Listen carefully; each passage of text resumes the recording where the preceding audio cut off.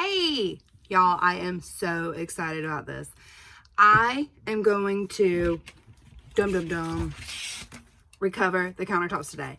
And if you are anything like me and you're tired of looking at these countertops, but you don't want to spend like $200 putting tile in here, or you're just not handy like me, then this is the perfect solution: contact paper. So I saw a friend of mine that I started following on Instagram. Her name is Lauren Projects. I'll link that below and I'll put her YouTube below. And I saw her redo her countertops with contact paper and I said, I gotta do it. All right, let's do it. So I have gathered all my stuff off Amazon. This is the DC Fix. It had the best recommendations that I saw. And before I saw Lauren's, I'd seen a bunch of other people do it, and this is what they used. So I went with this white marble because I thought it'd be great with this navy right here. And I have cleaned my countertops. I think the biggest key right there is that there's no dust or anything on there, because otherwise you're gonna see everything. I also went ahead and bought this handy dandy, it's called a wallpaper pack, but it has this scraper, and this has this little thing to help cut it, and a X-Acto knife. And I got a blow dryer. I had not seen that used before, but Lauren used a blow dryer in hers and it looked so much more handy. Now she used it against the edges. So the back of it, whenever you open it, see, it has lines like fancy wallpaper or wrapping paper. All right, I'm gonna take it to the back edge. I don't want any hardly layover up here, so remove that. Keep walking it back. All right, so I'm just gonna cut along this line just to give myself just a tiny bit extra. I'm gonna go ahead and cut these edges right here because I think it will make the paper a little bit easier to deal with without having so much excess in my way. Oh, don't you love that sound where the blade is just going right through? All right, I'm gonna take the edge that I cut just in case it's a little crooked and make sure that's gonna be my edge to go under here rather than my edge that's fitting flush against this. I don't know that this counter's square. I'm just hoping that it is, so that's what I'm going off of. Okay, so I'm just gonna pull back a tiny edge.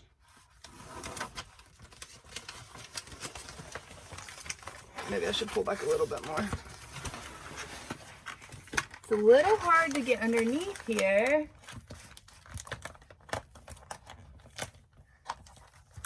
Let me try to get that back a little bit further. So as you can see, you can sort of lift and push it.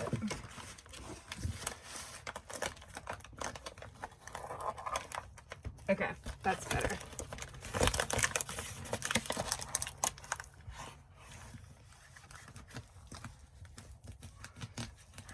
My biggest thing is I want to make sure it's flush against that wall.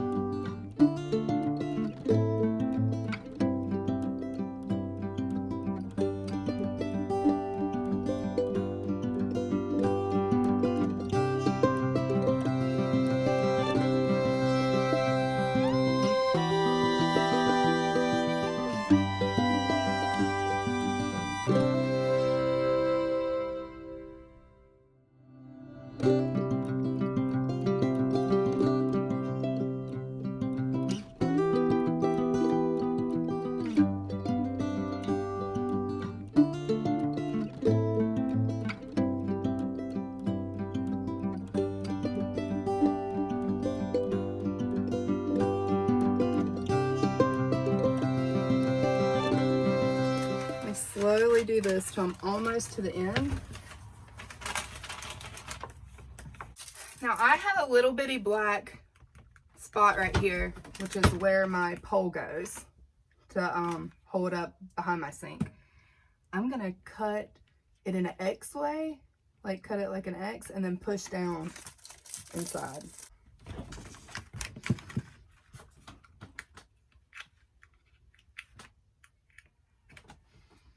As you can see, I accidentally left a little big chunk right there.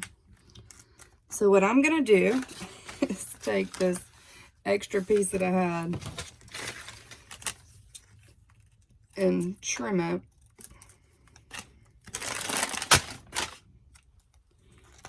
And then I'm gonna get it right up there, so that way you can't even tell. Okay, I'm gonna get my blow dryer now. All right, so this heat blow dryer is doing a world of help. I had a real big bubble, had to push it out real quick. I just picked it up. I still see a little bit of an outline, but I think it will be okay. So make sure whenever you're doing this, you're doing the heat down. If you do it up, it's pushing bubbles up. I know that sounds like duh, but it really, you don't realize just how quickly it is molding this contact paper, this heat. So before you put any more heat on it, make sure you have it pushed all the way to the end. So you have this hard edge. Now we're gonna add more heat.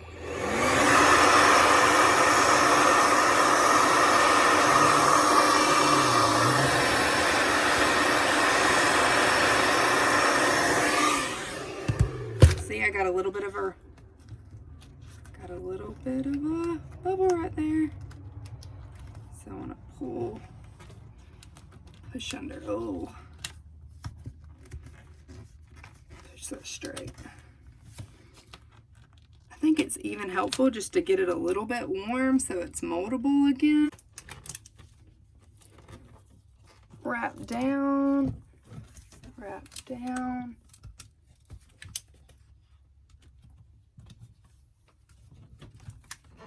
Try to get out any bubbles you can right there.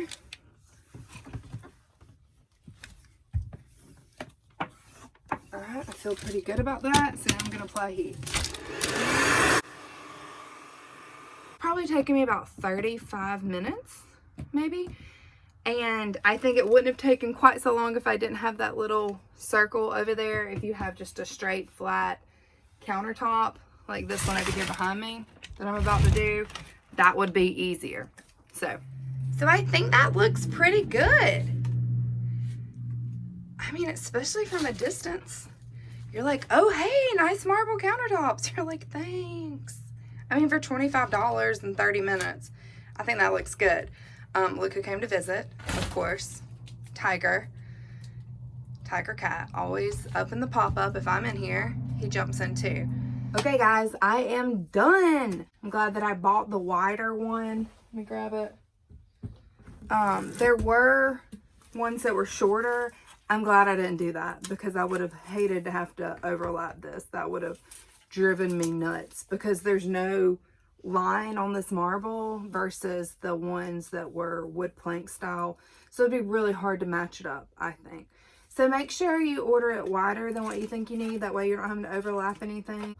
But thanks so much for watching this video. If you try it, let me know. Let me know if you have any tips and tricks. I'd heard that you could put Windex on there. I don't own any Windex. I know that may be embarrassing. I use vinegar.